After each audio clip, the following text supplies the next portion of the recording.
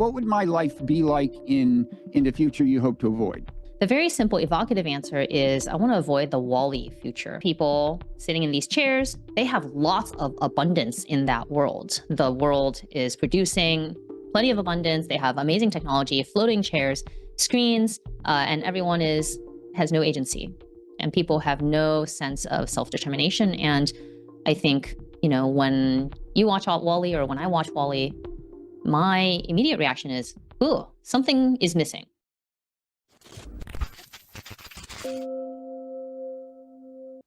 Hi, Kanjun. Hey, Bob. Good How to be you doing? here. Good. Good. Let me introduce us. I'm Robert Wright, publisher of the Nonzero newsletter. This is a Nonzero podcast.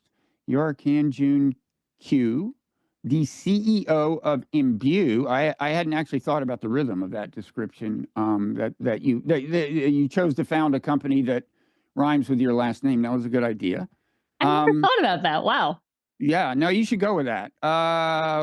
We'll talk after the recording. You also, I was looking at your Wikipedia entry. So first of all, I gather you've raised at least 200 million. I mean, the company has from investors, including NVIDIA, a company that almost no one had heard of except for gamers 3 years ago, and now everyone has heard of. It also says you're the co-author of a book called So Electric, SEW, that uses sewing to teach computer science to middle and high school students. And you founded something called the Archive, the long-term co-living house in San Francisco. I hope we'll have time to talk about some of that stuff. I want to start out by talking about Imbue and the AI future you envision or hope to help usher in. I know you see Imbue as having a strong kind of mission, and there's an AI future that you would like to see, and you'd like to contribute to that materializing. And there's an AI future you wouldn't like to see, and you hope that your work at Imbue will reduce the chances of that unfolding. Can you start out by telling us, like, what AI future you don't want to see? And we're not talking like doomer level stuff here. Maybe we'll have time to get to that question too, but I'm thinking like 5 years from now, which presumably would be before any planetary takeover by a superintelligence, before the true doom scenarios. What would be kind of the worst, the relatively bad version of the AI future? What would my life be like in the future you hope to avoid? That's a great way to start off the conversation. I love it. I'll give the very simple answer that is not precise, and then I'll give a longer, kind of more precise answer. So the very simple evocative answer is I want to avoid the Wall-E future. So if you've seen Wall-E, all of people sitting in these chairs, they have lots of abundance in that world. The world is producing plenty of abundance. They have amazing technology, floating chairs, screens, and everyone has no agency.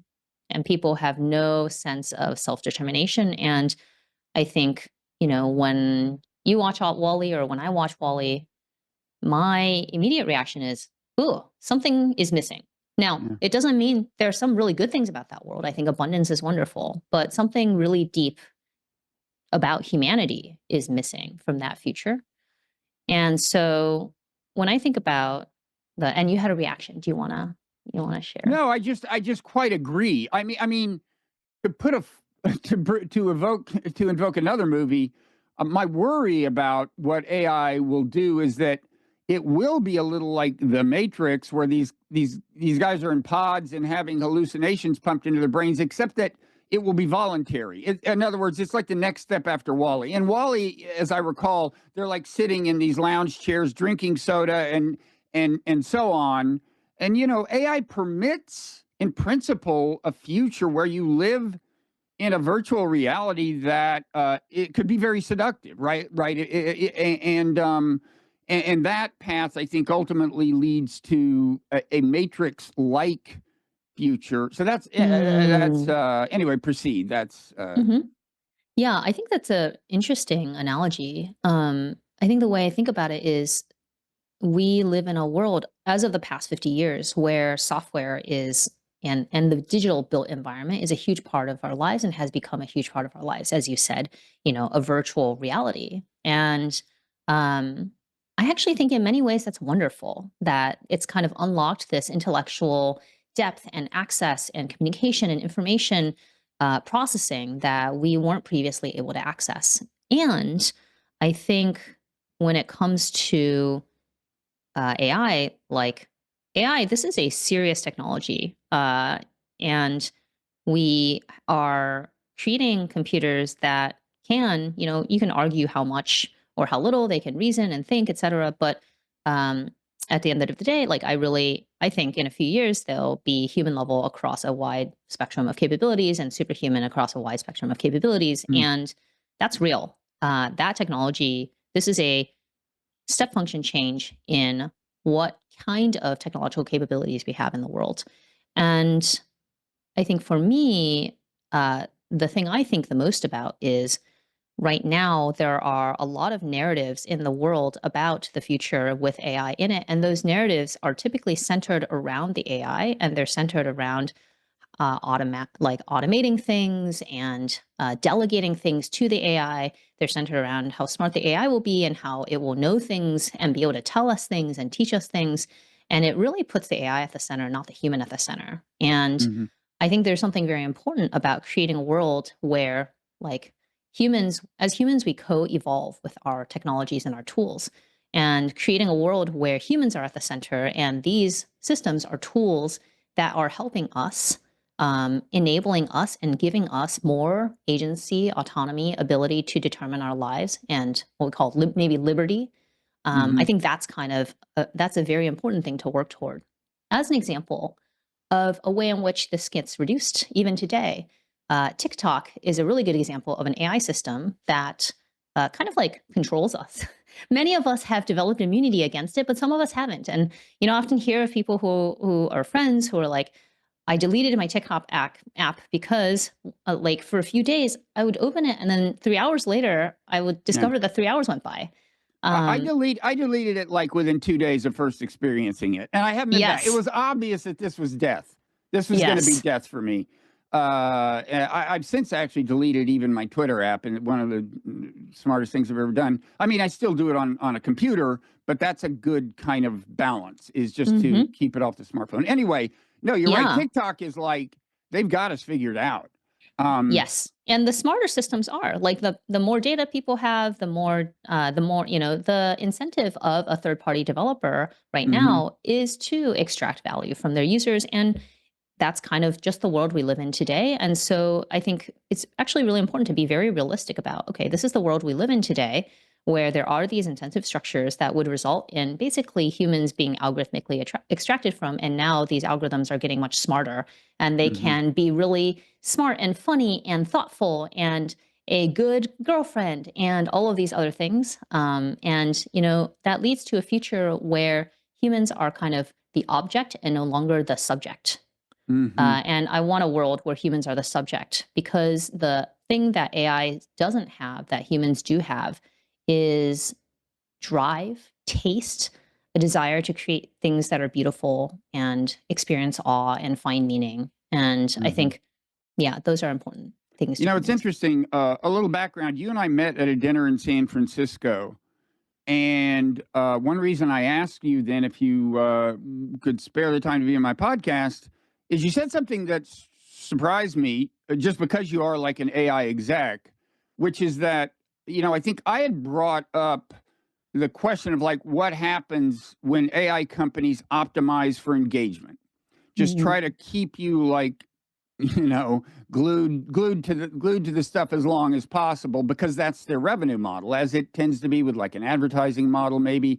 And of course, that's what the it's that logic that has created the social media algorithms, including TikTok. And you were very much like against. I gathered. Tell me if I got it wrong, but against that being the aspiration of AI executives to optimize for engagement, even though some business models do naturally lead to it. So that really struck me as being. Is it in fact unusual among AI executives to denounce the idea of optimizing for engagement? Because that's what leads to Wally World, right? Yes.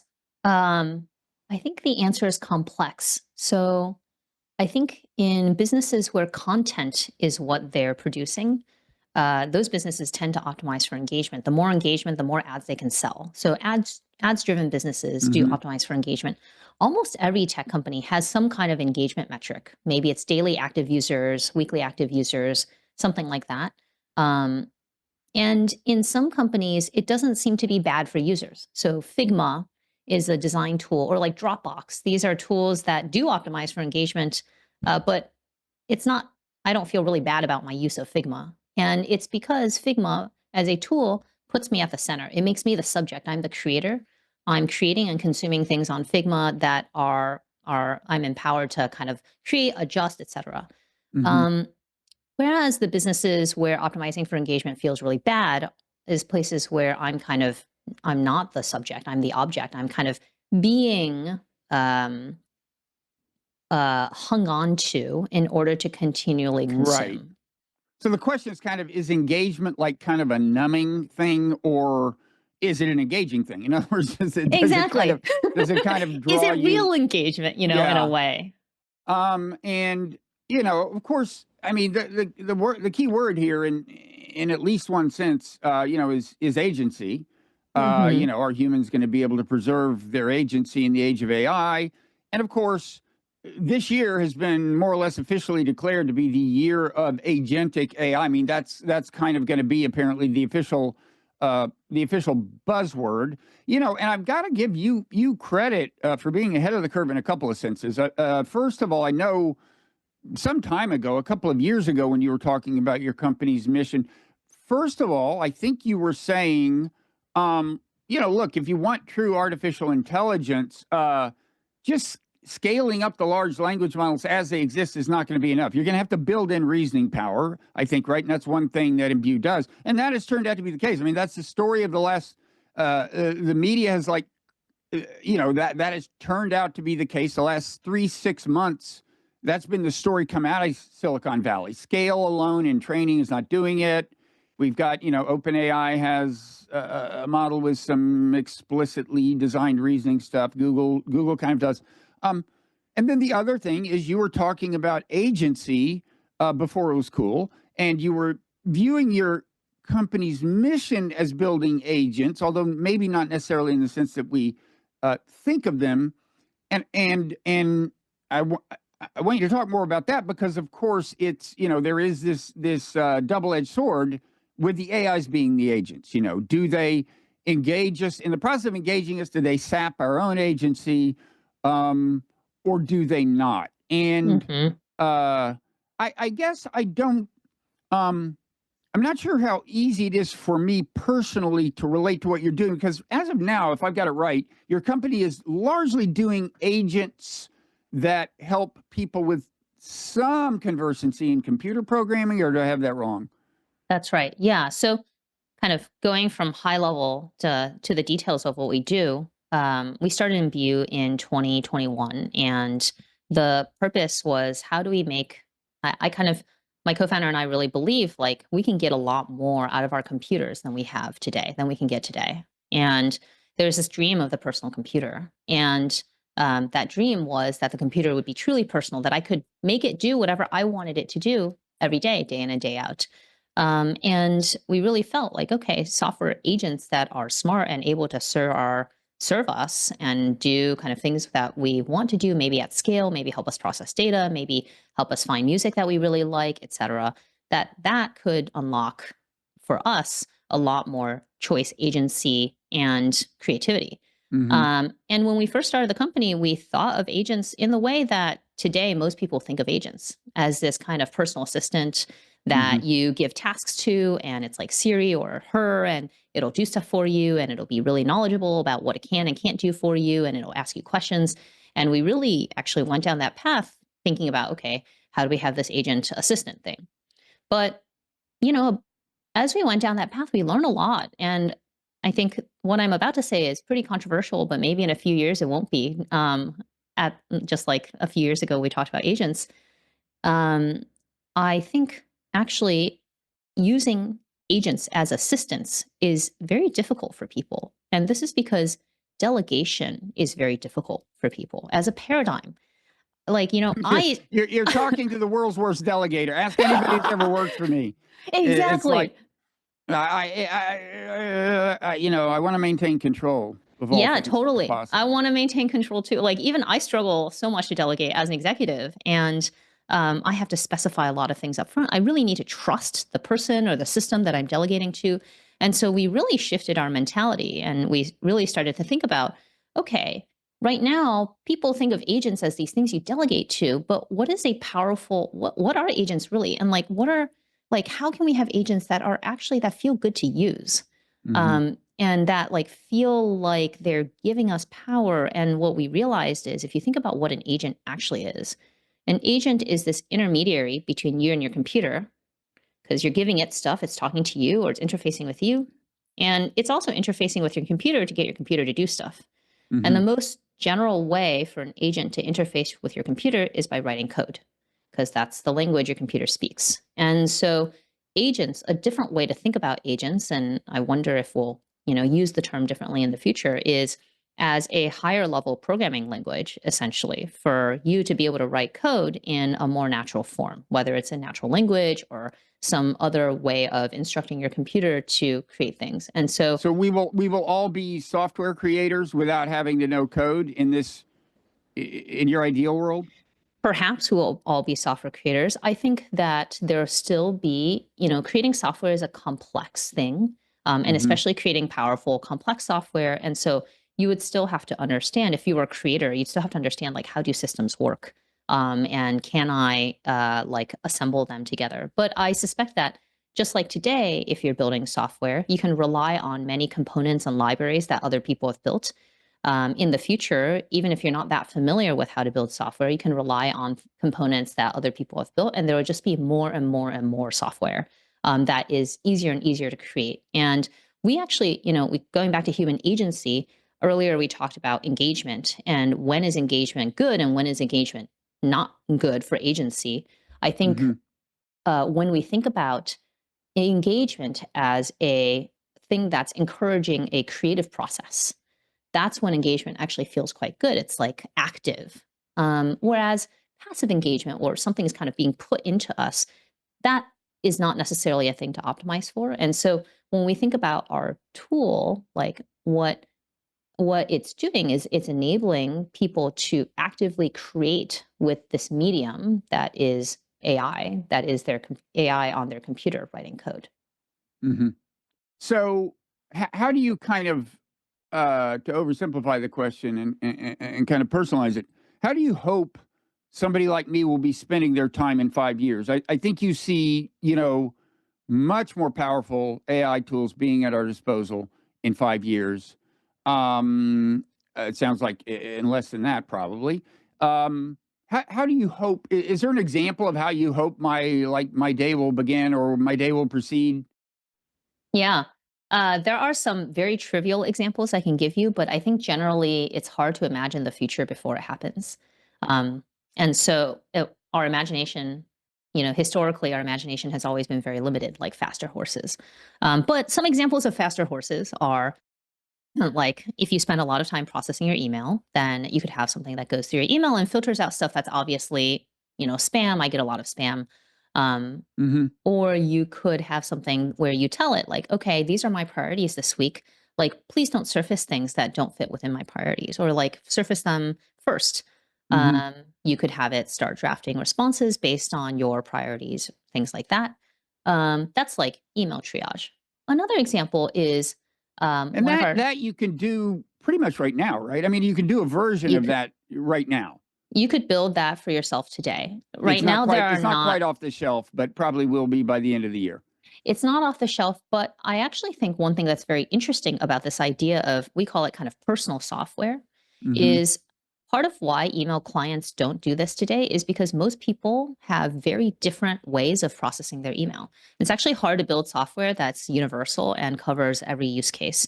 And Right. so this is actually a pretty good example of software that you want to be personal to you, that you're actually going to adjust. One of our other team members, Matt, he built a little, he's not a software engineer, he's our head of policy.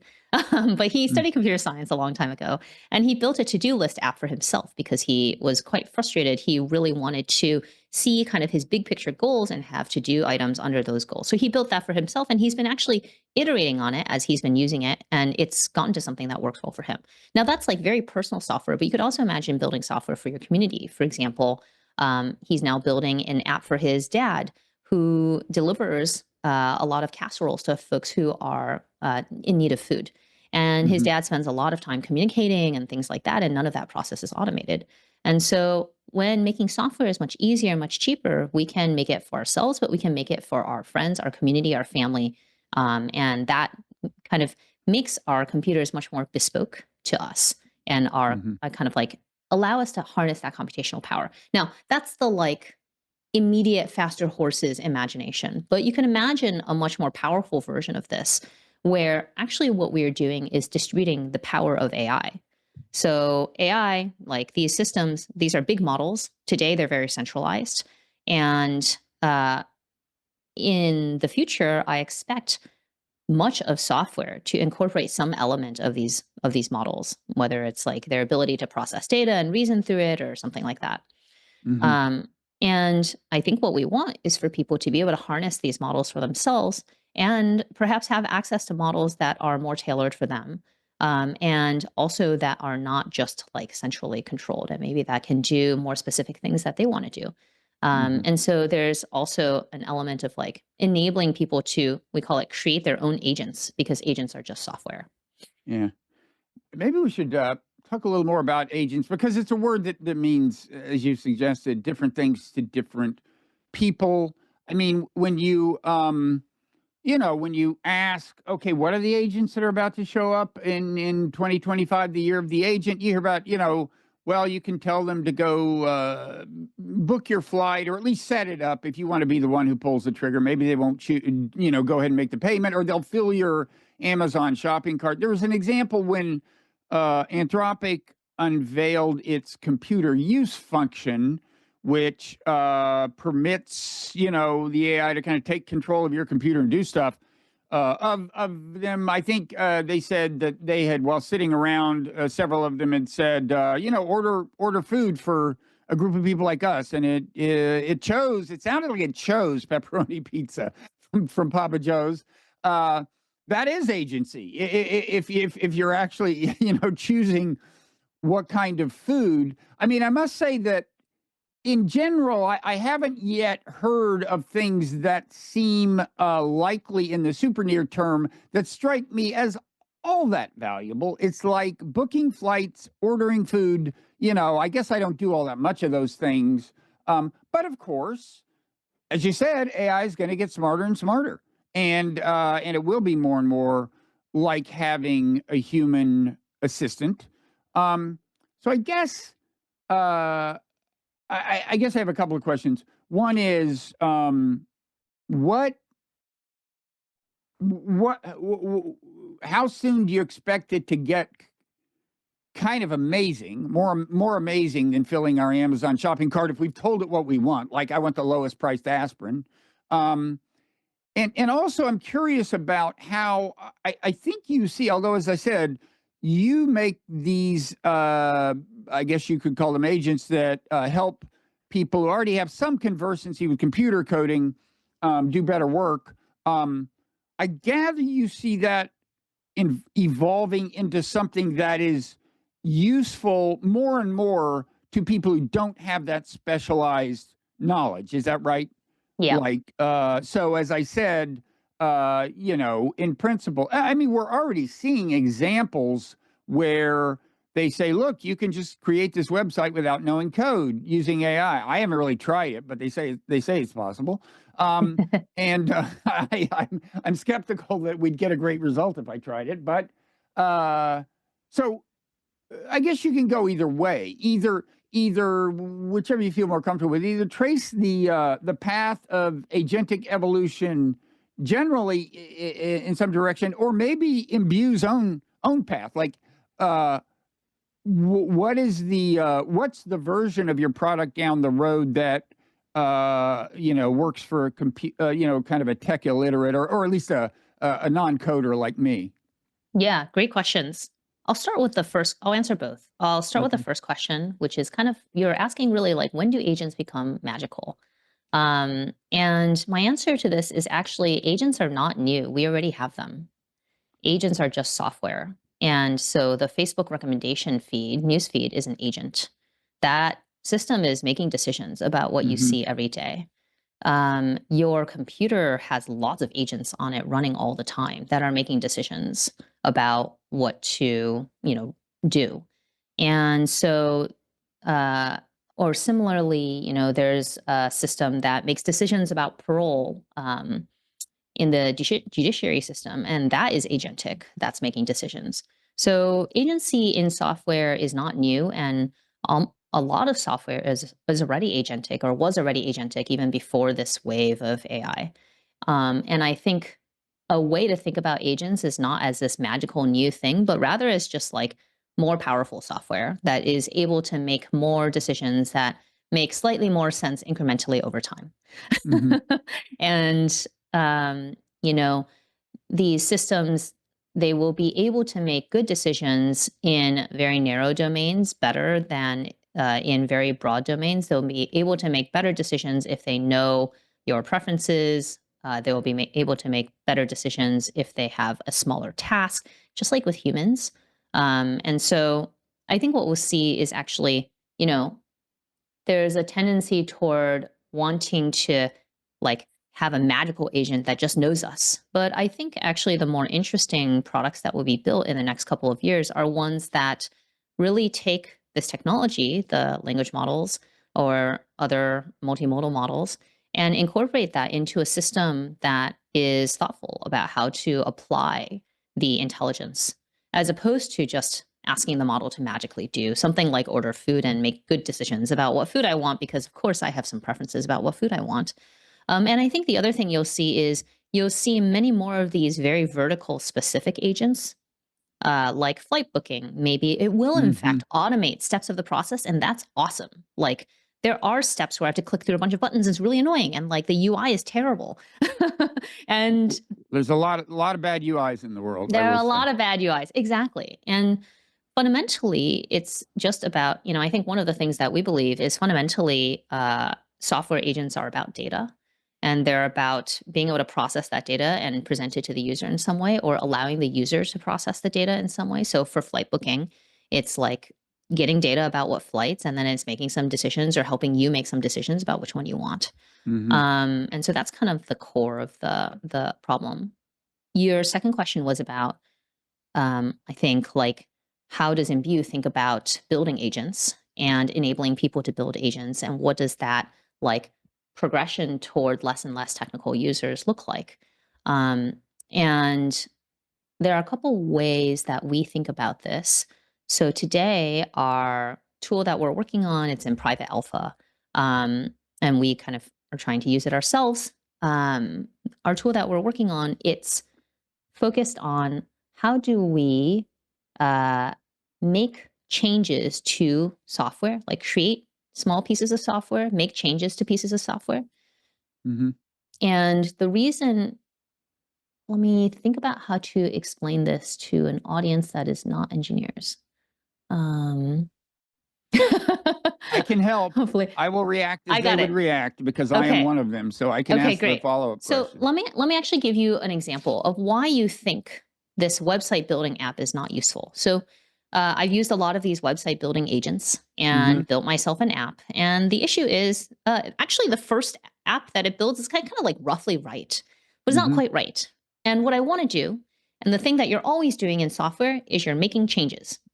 And in software development, the kind of like the social processes of software development, we call this like creating features, or we call it debugging or fixing a bug, or we call it writing a new commit, kind of like a new change set.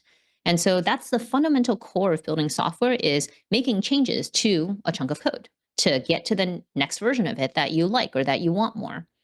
Mm-hmm. And that really is the fundamental activity. It's not actually building the app. And I think that's a mistaken belief that a lot of people have, that like, oh, it should be this end-to-end process where you just like get an app at the end. But no, I think we take very seriously that in the world today, we as a society have learned how to build software.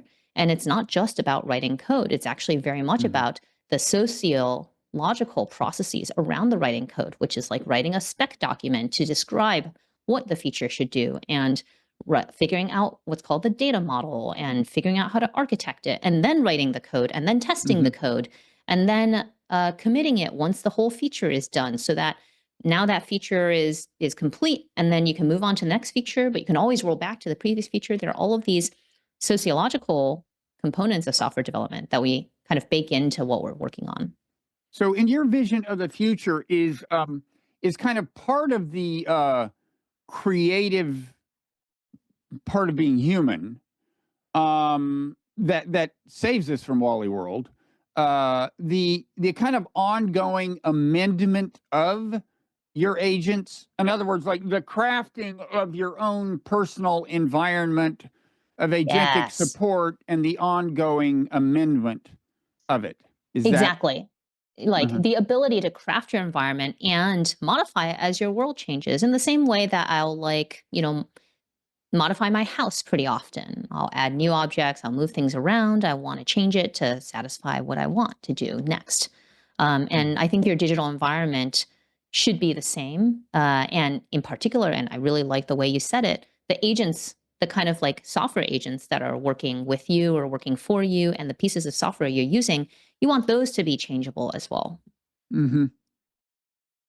So the future you don't want to see is like me just buying some off the shelf, completely immersive virtual world video game that features these autonomous AI characters and is for that reason very engaging. Well, engaging in a bad sense. I mean, it's seductive. And maybe I guess worst case scenario is there aren't real people in the game. There could be. My friends from college who live halfway around the world could, in principle, be in that world, and that seems like that would be kind of cool. But I guess in the worst case, they're not, and I'm just sitting there like doing bong hits, as we used to call them. I guess like vaping, whatever. And that's the worst case. Is that the worst case, or does it get worse? I mean, of course. It can be much worse in many ways. Give us a worse Um, scenario. I'm looking for a worse scenario. Yeah. So I think that worst case that was just described, I think that case is actually a little bit unlikely for most people, Mm. because Yeah, I people was will just be speaking like, about my own preferences there. So, totally. But in that, like, I'm not sure people would adopt that product for a super long time. Maybe some people would. mhm, And that's a bad thing. But I think the real worst case is that we systematically but slowly and incrementally lose our agency, and we don't even realize it. It's like living mhm, in an autocratic country that becomes slowly more and more autocratic, and we forget that previously we had more freedom. So an example of this, I think agency, we talked about human agency earlier. Agency has feedback loops. You can gain a lot more agency over time, and you can also lose a lot more agency over time, called learned helplessness. And mm, as a human, some of us, for me, I had a lot of experiences. I was very fortunate. I had a teacher who actually I gained a lot of agency through working with that teacher, and kind of learning about myself and learning how to learn. I played a video game where I gained a lot of agency by building a mm, clan.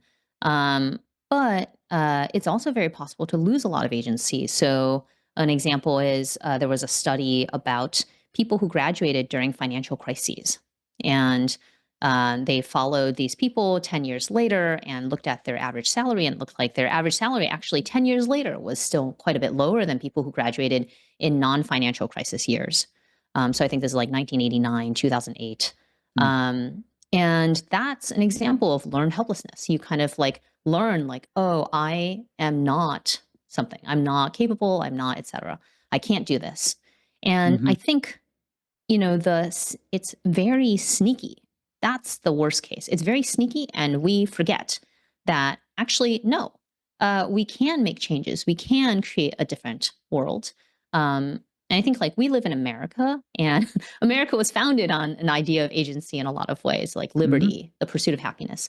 Um, and it's, I think, easy to slowly erode our freedoms and our liberty. And, I gave TikTok as an example earlier of something that kind of like subtly erodes, maybe not so subtly, but subtly erodes agency. And I think we could live in a world where we are kind of being bombarded by other people's software, and we don't have the ability to kind of create our own or to use ones that we really want to use, and that our attention gets controlled and we lose agency over time. And I think this is the default path, is that the powerful become more powerful, and that the power of AI does not necessarily get distributed equally, and also that the power of AI kind of enables certain people more than others. And I think, like, yeah, that's the default path, is kind of like a rise and a widening of that gap. So that's why you emphasize our role in creating our agentic environments, because you think if we surrender that, then we will be controlled by big corporations or autocratic politicians or some centralized source of power.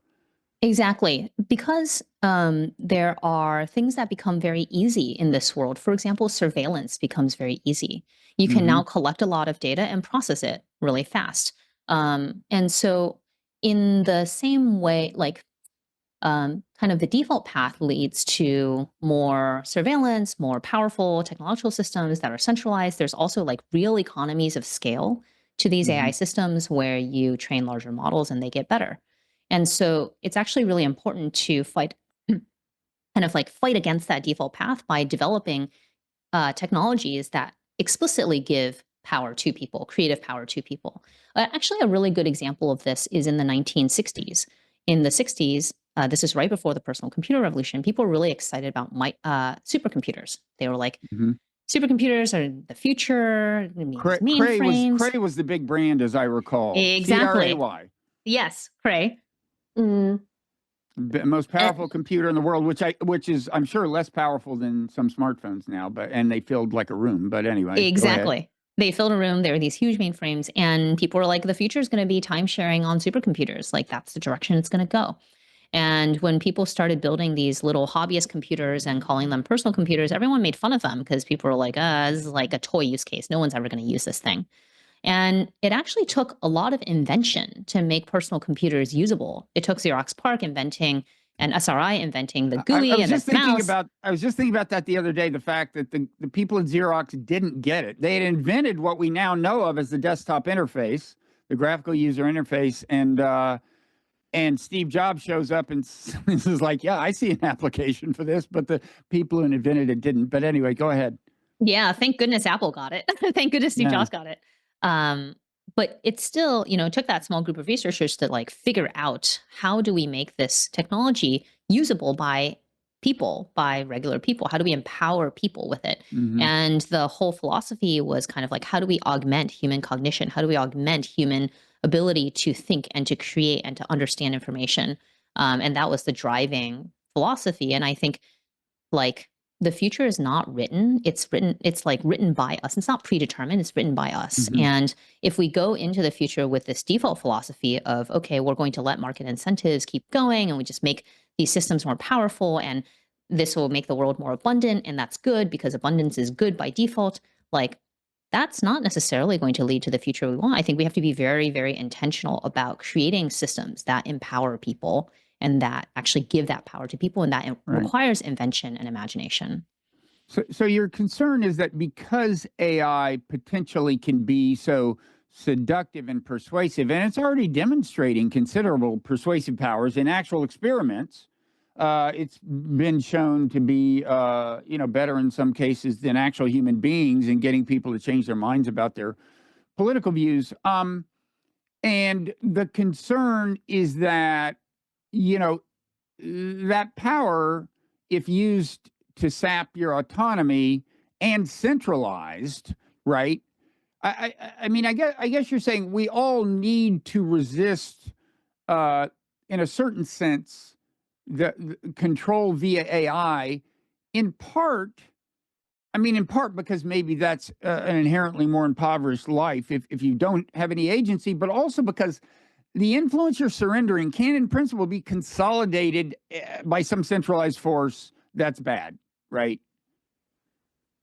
I think roughly right. I think just worlds that are more model culture uniform are a little bit more brittle, and worlds that are more pluralistic are perhaps more interesting. And Uh-huh. this is why we see democracy having such interesting effects on the world. Is Yeah. kind of why the internet has seen such interesting effects on the world. So And that's, leads to something I've kind of thought, which is that ultimately, I mean, it does matter like what tools are made, and regulation matters, and all these things matter in terms of whether power will be consolidated or will be decentralized. And of course, there's the open source question, which has, it's a double-edged sword, open source, but it does have the virtue of decentralizing power. That's the upside. Anyway, there's all these kinds of policy decisions and technology decisions you can make, but how much of it ultimately comes down to whether we are good at like cultivating our own character. I mean, you said you had a teacher who was very valuable in kind of cultivating your agency, I gather. And I I almost think that to a large extent, this is a mission for the teachers and the spiritual leaders, and so on. And even as I say, spiritual leaders, I want to issue a warning like, there's going to be bots out there trying to get you into some crazy cult. Okay, be careful. You know, uh, but I guess I'm saying to what extent is it really up to us, to all of us individuals, to just make wise choices and exercise certain kinds of self-discipline and self-cultivation. yeah, it's a good question. I think the answer is both. Like defaults matter a lot. I was born in China. I moved here when I went to the US when I was 6. Hmm. I often think about my life and my belief system would be totally different if I grew up in China. And it's because the defaults there are so different. And so, I think part of like the reason we started Imbue was we want to live in a world 30, 50 years from now that we want to live in, not a Hmm. world we don't want to live in. And um, I think there are a couple of pieces like to that world. One is like I think the narratives and the stories we tell about the future matter a lot, and this is why I'm excited about this podcast. Like your podcast, you talk about different stories of the future that are thoughtful about some of these questions, and um, I want a much more human-centric narrative of what AI can be for us. That is much more centered around our creativity, our ingenuity, and our ability to self-determine and to support our ability to determine our own lives.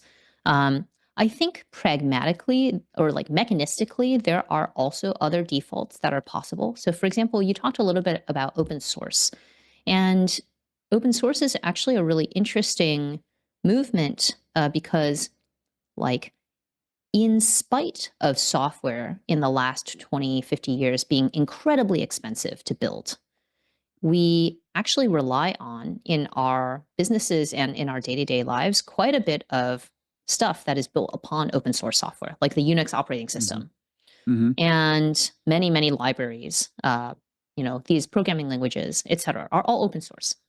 And I think we're going into a world where actually code is going to be much easier to read and write by machines and by us. And when I imagine a future in which our digital environments are not centralized and maybe they are more empowering, one world I can imagine is one in which kind of like I was thinking about like what kind of good futures exist. How could this future look good? And one example of a potentially good future is one in which the vast majority of software we rely on is actually in the public commons, is maybe a public good. And Hmm. it's easy for us. We have the tools to create, remix other people's, and to contribute back to that commons. And that maybe a lot of our stuff, we talked about earlier, being able to make changes in order to suit us and suit our lives and to suit our community. Um, if we could take things from the public commons and remix it in order to create our digital world, then that feels perhaps more palatable and also safer than relying on maybe software that's like created by just one organization or like very Mhm. much proprietary software. Mhm. Um, and perhaps that gives us as a collective more control, more power, more agency over our digital lives. Okay. The as regular listeners and viewers know, at some point we go into what I call overtime, which is a part of the conversation available to paid subscribers of the Nonzero newsletter. It's easy to become one. You go to Nonzero on Substack, and then you can first of all, if you go to the post that where this podcast is posted, you can watch or listen to the whole thing, but also you can set up your own podcast feed that will forever entitle you to listen to the overtime segments. And you have been kind enough to say you'd stick around for this. I really appreciate it. And I want to take the opportunity to get into some maybe a little more political territory. And if we have time, uh, ask you about that co-living thing. Yeah. Maybe we'll start with that. The kind of, I think it's well known in some circles, this thing you set up. But I wanted to give you a chance to say anything else you want to say. First of all, about Imbue, where I mean, if people Google Imbue, there's resources about what it is you're up to and so on. And I think you guys have a blog. Mhm. Uh, but what else do you want to say about your mission or anything? Yeah, I think for listeners of this podcast, we released a toolkit for training very large models. So we trained a 70 billion parameter model, and there's Mhm. a toolkit for infrastructure, et cetera, that others can use. That's kind of one of our moves toward seeing how much we can democratize of this technology. Hmm. There's also, we will be working on kind of a product this year and perhaps bringing it out into the world. And so anyone who has software engineers, feel free to sign up on our mailing list, and we will let you know when we have updates. But I think for everyone else, it's really worth thinking about what is the future we want to live in with AI. This is a very powerful technology. And how do we Mhm. create a future that is centered around people and not kind of where people are not a future where people are subject to these systems, institutions, and machines that we don't have very much control over? Yeah. Okay. So, with that, thanks again to you for coming on and for continuing the conversation. Thanks everybody who has listened this far, whether or not you're going to follow us into overtime, although I hope you will.